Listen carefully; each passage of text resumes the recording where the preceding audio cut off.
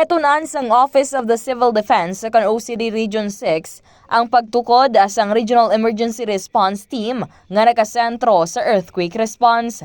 Sa interview sa K5 News FM Iloilo kay OCD6 Director Raul Fernandez, ginpayag sini nga may mga inisyal na nga pagpakigsapol na tuhoy diri kag ang mga Local Disaster Risk Reduction and Management kon LDRRM ang may mga nakaschedule na nga paghanas kag seminar na tuhoy sa collapse structure kag search and rescue. Samtang nagaugyon naman ang bugos nga rehiyon sa National Simultaneous Earthquake Drill kon NSED nga natala na hiwaton sa Marso 25. Yari bala pamatian nato ang kabahin sang payag ni Direktor Fernandez.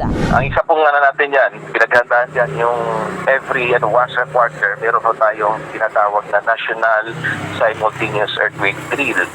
So, sa first quarter po natin, ito po ay magaganap sa March 25, no? March 25. At sa lahat po ng probinsya, napagano na po natin to na mag-join sila sa earthquake drills na ito. Inisi ka K5 Kimon, Tanyo Kaluyo para sa kampiyon nga balita, serbisyo publiko kag kalingawan sa Iloilo, K5 News FM. Ang ining nga balita ang ginadulong sa inyo sang DTX Coffee Mix. Himo sa natural nga sangkap pareho sang amarkuso, chia seeds, sugared cane extract powder. DTX Coffee Mix. Nakakapi ka na, naka-detox ka pa. DTX Coffee Mix. Mabakal sa mga butika.